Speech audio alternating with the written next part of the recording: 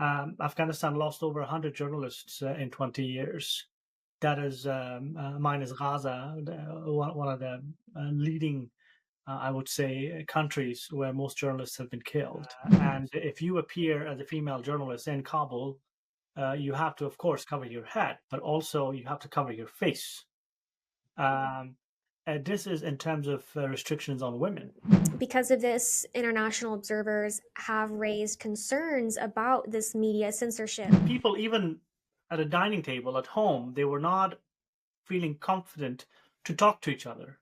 Mother to son, son to father, father to their kids. Do you know if any social medias are maybe unavailable in the country? I think TikTok is banned, but others are generally available. But there are a lot of filtering and censorship. Certain websites are banned.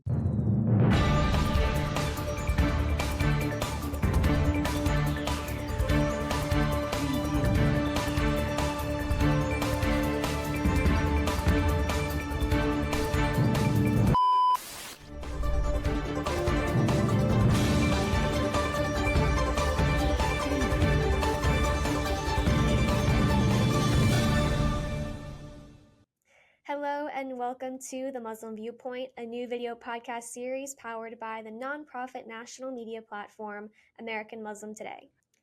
I'm your host, Maya Gayler. Today we are joined by Lotfullah Najafizada, an Afghan journalist with nearly 2 decades of experience. He and his colleagues founded Amu TV, an international media outlet for Afghanistan. Amu's goal is to revitalize and support free press in Afghanistan by collaborating with Afghan journalists inside and out to provide unbiased and free reporting and information to the Afghan people. Welcome to the show, Lotfullah. I'd love to start us off by asking you about your remarkable career in journalism. What led you to pursue reporting, and how have your experiences shaped your perception of the current media landscape? Well, I'm probably one of the thousands of accidental journalists in the world.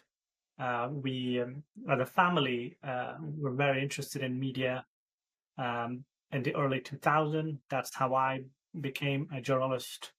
I pursued it more seriously in the later years, and I worked in different provinces of the country in Afghanistan, and I also led for about over a decade, Afghanistan's largest news channel.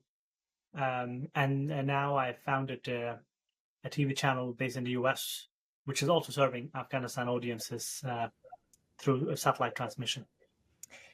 Yeah, and as a journalist who has worked through tumultuous times, can you tell us about some of the challenges you've faced in your reporting in terms of personal safety, but also even professional hurdles? Afghanistan has been one of the deadliest countries for journalists. It is a miracle that we're alive, and we survived at least until 2021 when we left the country. We had to, after the Taliban takeover. And before that, it was a situation where journalists were facing threats from armed groups such as the Taliban, terrorists, and others, Daesh, as well as some threat from strongmen and powerful men, and sometimes even the government. So being at the crossroad of conflicting parties. Afghanistan lost over 100 journalists in 20 years. That is, mine is Gaza, one of the leading, I would say, countries where most journalists have been killed. So thank God we survived. But still, even under the Taliban rule now, I am not in the country, but my colleagues, they face a lot of security challenges, predominantly from the Taliban itself. Yeah, and so you mentioned the television station that you have founded, Amu, with some of your colleagues after the fall of Kabul in August 2021. So, what led you to start it, and can you tell us about the work that you guys do? So we were regular journalists in Afghanistan. Taliban came. Some of us, including myself, we were not in the country, and we have decided not to return yet. And many others fled the country right after the Taliban takeover, because one of the first things they did was to issue an 11-point directive censoring media. It is one of the closest spaces for free journalism and free reporting, independent media. So we migrated all over the world. Some of us ended up in North America, others in Europe, a lot in the region, Turkey, Pakistan, Iran.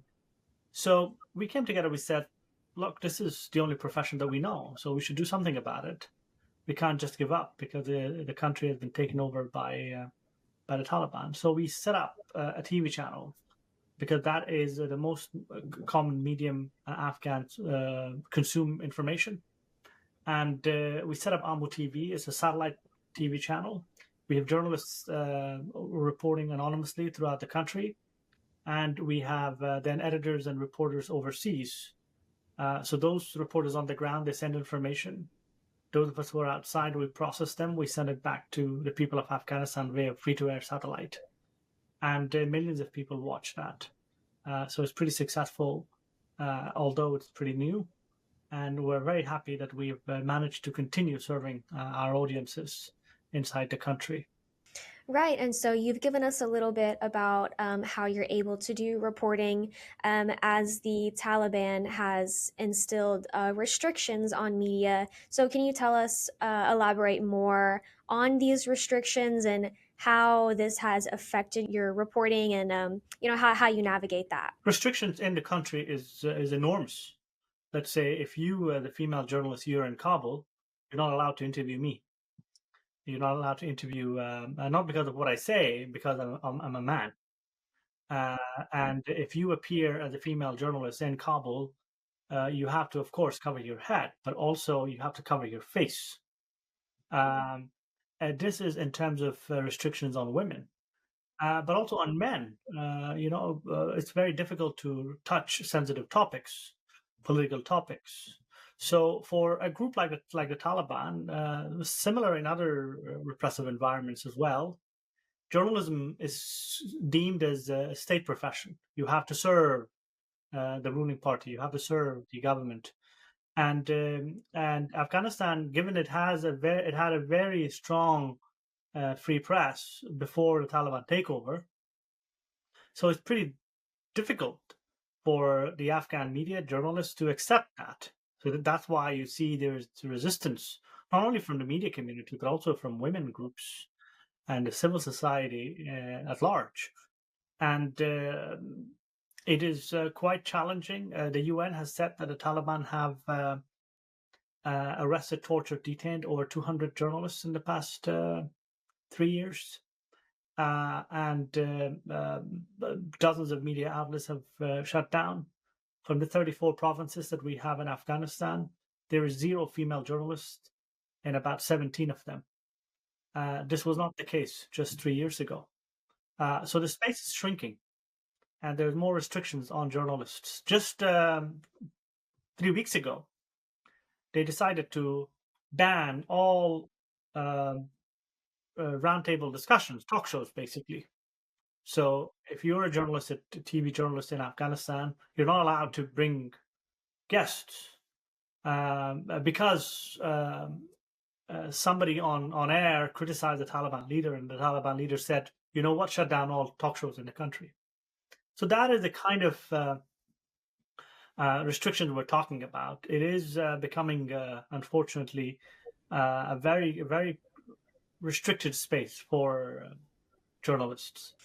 Yes, and because of this, international observers have raised concerns about this media censorship.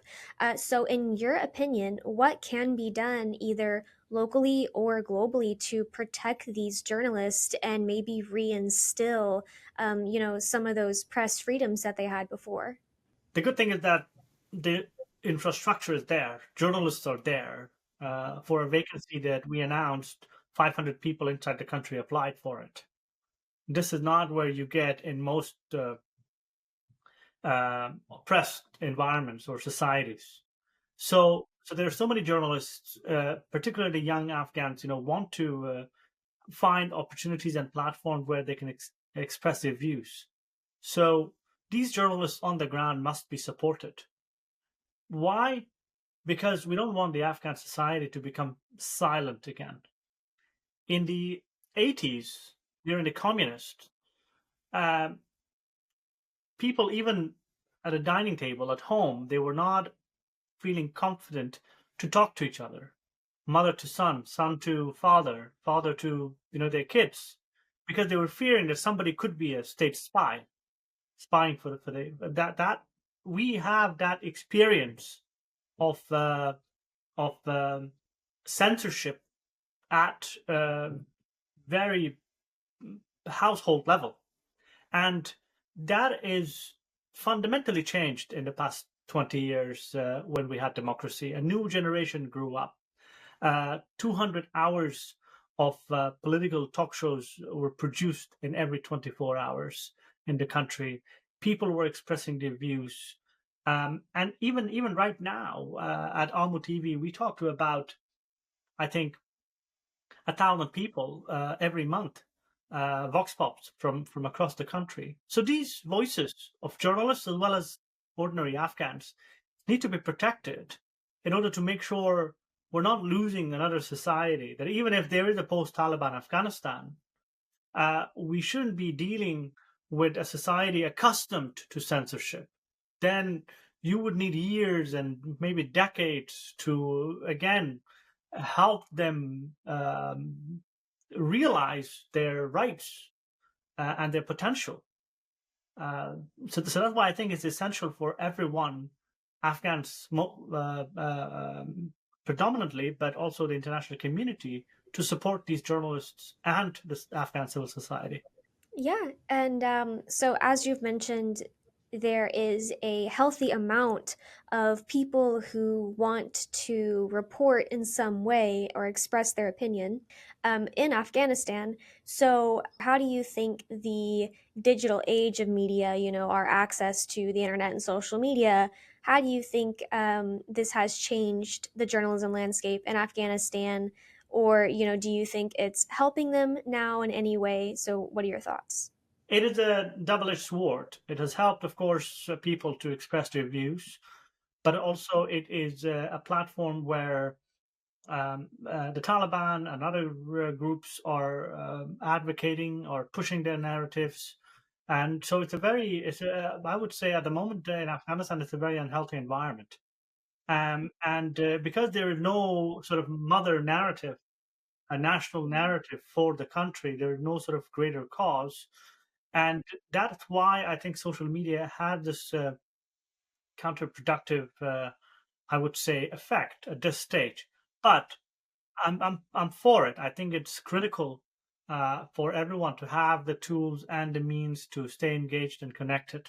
One of the reasons that journalists like us and me and colleagues at Almo TV, we are able to maintain our relationship with people inside the country. That is thanks to social media.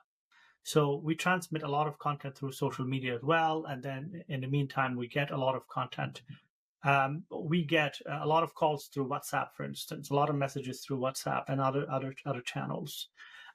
But people with sort of a strong following who are based in the country, they're also subjected to Taliban's scrutiny and they're being chased.